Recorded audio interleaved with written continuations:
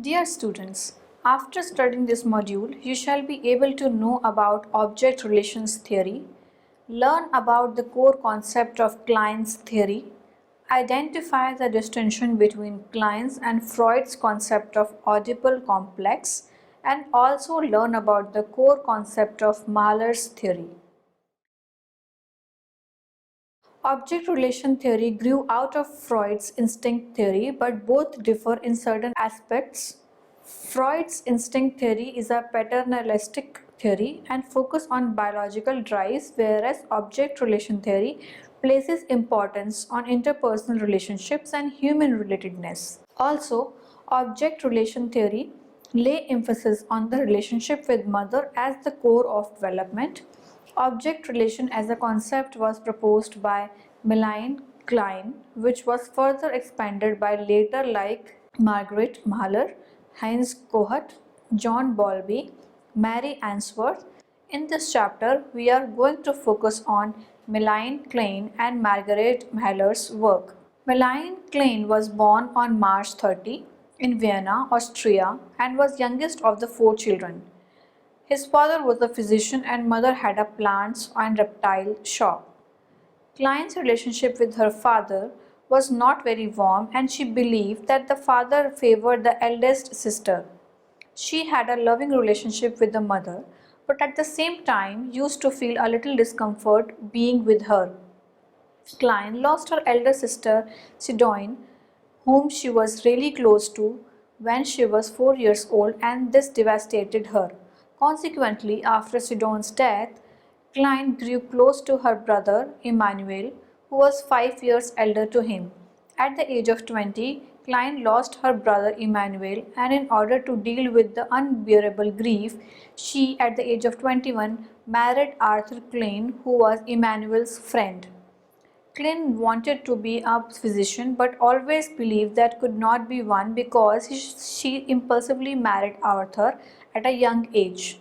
Though Klein had her apprehensions around sex and pregnancy, but she had 3 children with Arthur, Metilia, Hans and Eric. Klein got interested in psychoanalysis after she met Sandor Franci in Budapest. She started applying the psychoanalytical principle with children and began psychoanalyzing young children. She believed that both positive and negative feelings are kindled in children for their mother. Klein's concept of development of super-ego much before then what Freud had suggested, along with other tenets of object relation theory, were not received really well by Freud's daughter Anna Freud.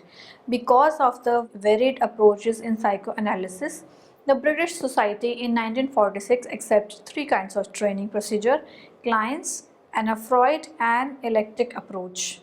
Melaine Klein died on September 22, 1960 in London, UK. Core concept of her theory: fantasy. Klein looked at the inner world and the world of fantasy and its relation with the external world very distinctively.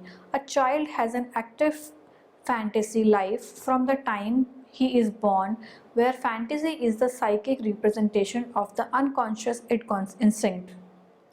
She defined it in terms of nanonates having unconsciousness image of what is good as opposed to what is bad. According to Klein, children 4 to 5 years of age look at their mothers and the other people through fantasies. These fantasies, Klein said, are constructed by the child through external reality, which is further modified by the existing knowledge and belief. Melaine Klein observed her own son Eric at the age of 4 and 5 and found that he saw his mother based on his emotional states. He would saw her as witch when angry and a princess when happy. She very interestingly talked about good breast and bad breast.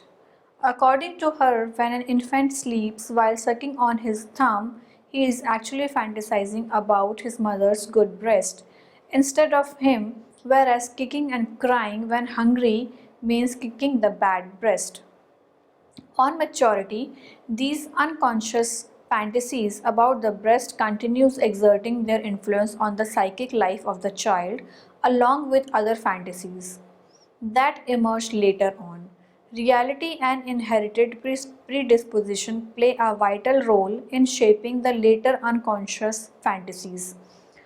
Oedipus complex is also one of the unconscious fantasies to emerge later, which has been defined in exactly the same manner as by Freud, where the child develops sexual feeling towards the parent of opposite sex and desire to kill the same sex parent. Because of the unconscious nature of the fantasies, it is also possible that there arise a contradiction between the two fantasies. Objects.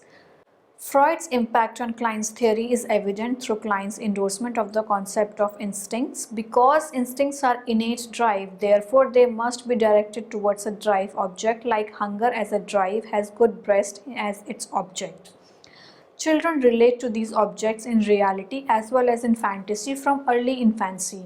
The infant form object relations with mother's breast and also father's penis. Positions.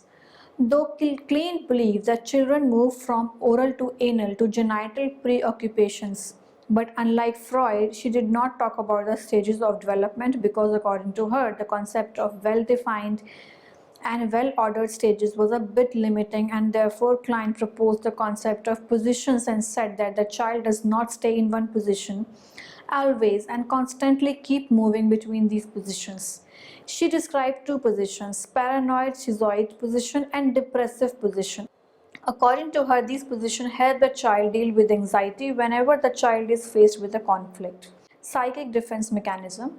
She suggested that in order to deal with the ego conflict which is caused by the child's own destructive fantasies, children engage in various psychic defense mechanisms. The ego conflict or the anxiety is again caused by the intense feeling of the child around the good breast, which is seen as helpful and comforting, and the bad breast, which is perceived as destructive. Various defense mechanisms come into play whenever anxiety is created. Introjection. According to Klein, a child, in order to ward off anxiety, fantasizing and talking in all the good objects into his own body, starting from the good breast, this helps the child feel protected and secure against anxiety. Introjection of objects starts from the breastfeeding phase, where the breast is literally inside the child. Though most of the time introjection of good objects take place, but introjection of bad object is also possible, which take place due to the child's wish to gain control over them, like over bad breast and bad penis. But if, however, introjection of objects that are harmful or dangerous for the child take place, and then it can lead to internal persecution. These interjected dangerous objects become internal persecutors and threaten and terrify the child, leaving remnant of terror and fright inside the child, which are expressed in dreams. Now, projection. Introjection involves taking of the objects, while projection means getting away from or getting rid of the objects. Projection means projecting one's feeling onto someone else. In the case of children, according to Klein, these are unmanageable destructive impulses, and projection helps relieve the inhalating force that is created by the anxiety. Instead, children fantasize that destructive impulse reside in another individual and are out of their body. These impulses are mostly projected onto the parents. For example, a child who wants to castrate his father projects this impulse onto father, which makes him believe that his father wants to castrate him. Good impulse can also be projected. For example, child might see the breast as good because he himself feels good about the breast. Splitting. Different kind of impulses residing in the child, and there is a need to keep the incompatible impulse in a way that these do not come into conflict.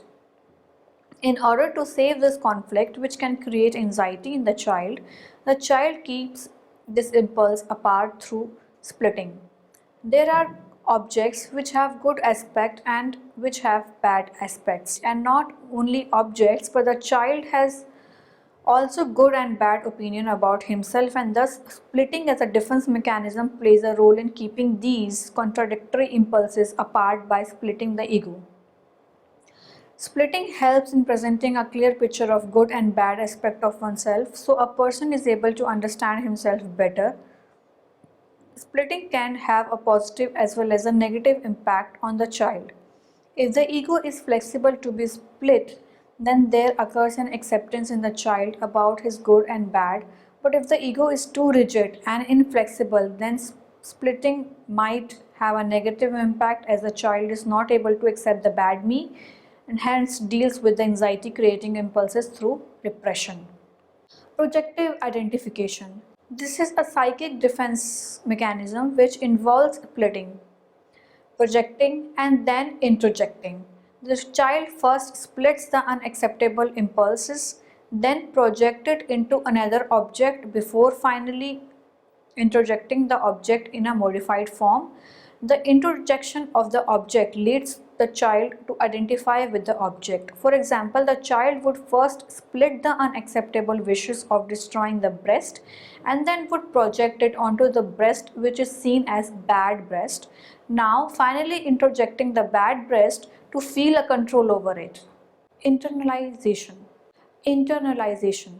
A child has various experiences with the external world, and in order to make sense of the world, the child introjects these perceptions and experiences with the world and organize it in a meaningful way.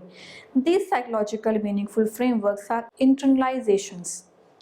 Klein spoke of three internalizations: the ego, superego, and the Oedipus complex. Ego. Klein did not talk about the id and was more interested in the ego. According to Klein, the ego matures earlier than what Freud had postulated.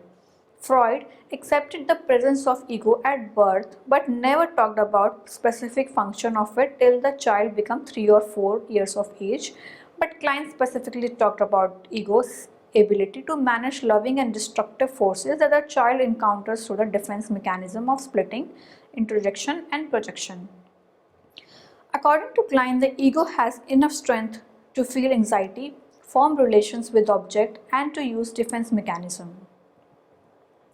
The first experience of feeding plays a very important role in the involvement of ego, which leads to a feeling of security being provided by the good breast by the fulfillment of the needs, that is hunger.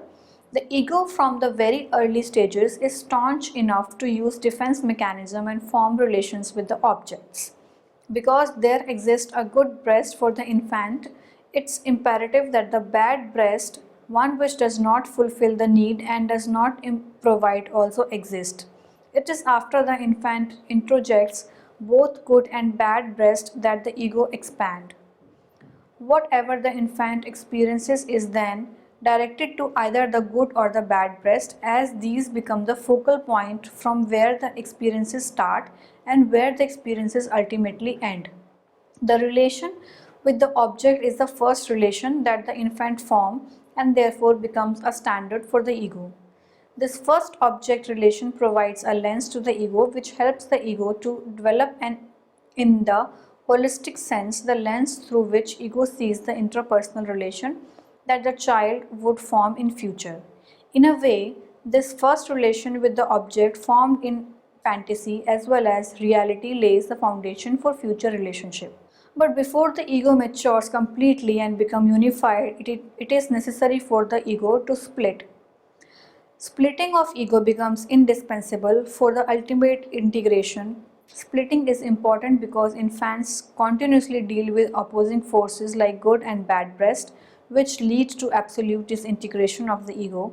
So to avoid disintegration of the ego, it splits into two, good me and bad me.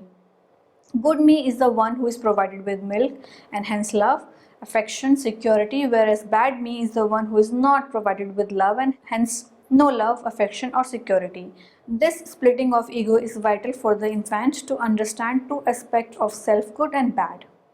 When they are able to understand two aspects in relation to self, they are also able to know that the same two aspects exist for the external objects.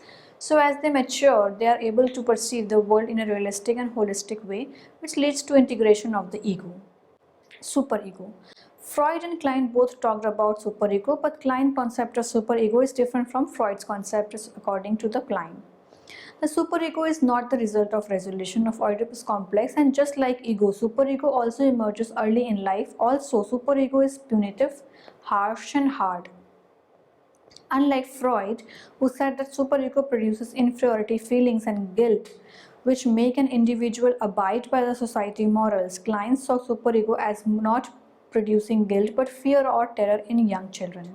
Young children are terrified of being cut, torn apart, etc. This fear is the result of the destructive instinct within the child.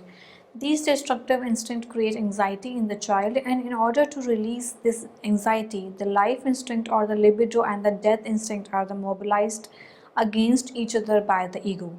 But as both life and death instinct are not completely separate, therefore the ego then works at defending itself against what it has done. The way ego defends itself plays a very significant role in how the superego develops. For example, if the ego indulges in an aggressive self-defense, then superego might react to it by inflicting violence on others, and therefore superego is also be blamed for a person's antisocial or criminal act. Oedipus complex. Klein's concept of Oedipus complex is an elaboration of Freud's concept with a few distinctions.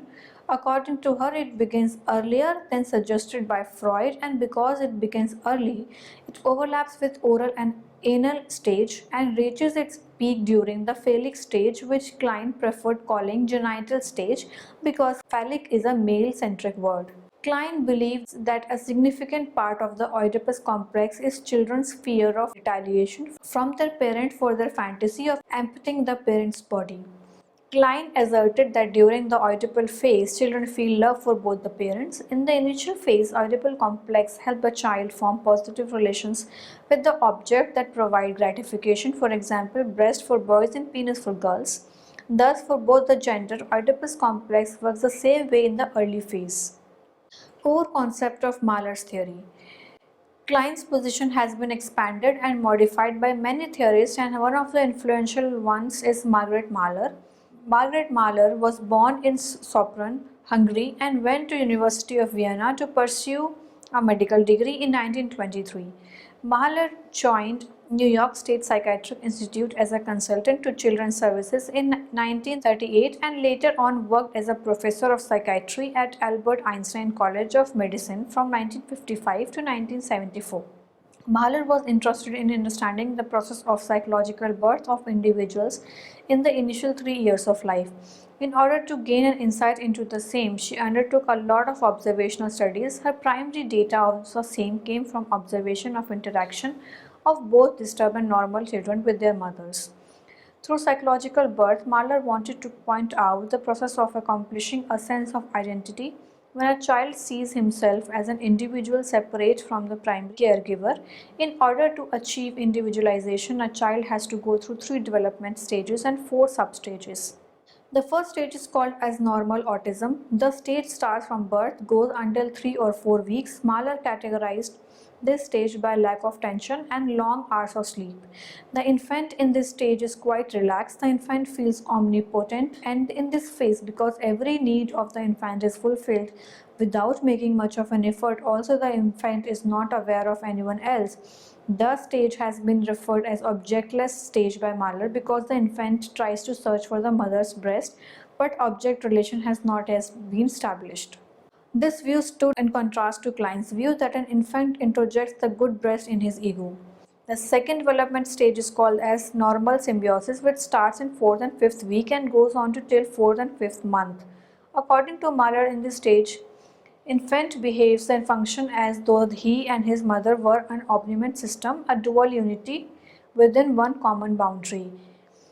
Mahler sees this stage as primarily depicting the symbiotic relationship between the infant and mother, where both communicate through cues. For example, when hungry, the child cries, which is a cue from the infant's side, and the mother responds to it by feeding the child. Just like the first developmental stage is also objectless, the second developmental stage comes to be known as the pre-object stage because the mother is still a pre-object, as not object relation have yet been formed. The third stage was defined by Mahler as separation individualization. This stage commences in the 4th and 5th month and continues till 30th and 36th month. During this stage, the child is able to attain a sense of identity through individualization. The child sees himself and the mother as two different beings, which leads to psychological separation between the two. The dual identity, which is established during the second developmental stage, comes to an end in this stage. Also, the child in the first stage feels omnipotent because of the instant need gratification by the mother without making much of an effort. The feeling of being omnipotent also dissolve in this stage, and the child gets a flavor of the real external world, which now is perceived to be threatening and dangerous as the belief of omnipotence no longer exists. Summary: Object relations grew out of Freud's instinct theory. Klein proposed object relations theory and focused on how the infant formed relation with mother's breast. The infant introjects mother's breast in his ego and thus makes sense of the world based on what feelings are associated with the good and bad breast. Klein gave a lot of emphasis on life and death instinct and labeled the two as two strong drives that an individual has. It is through the good and the bad breast that psychic images of right and wrong, good and bad, pleasure and pain are formed in the individual's mind. The object relations that are formed earlier in life play a very significant role in shaping the interpersonal relationship of the individual later. Klein talked about two positions, paranoid schizoid position and depressive position, and believed that the individual keeps moving back and forth between the two. She did not specifically talk about it but did work on ego and superego. Klein's superego is completely different from Freud's superego, as Klein's superego is harsh and unkind and develops early. Margaret Muller gave an interesting concept of psychological birth, which according to her take place in the first 3 years of life. She defines psychological birth in the context of individualization, where the child attains when he comes to see himself as a psychological separate from the mother. She described the whole process of psychological birth through 3 stages of development: normal autism, normal symbiosis, and separation individualization, where separation individuation has further been divided into 4 categories, into 4 sub-stages: differentiation, practicing, reapproachment, and libidinal object constancy.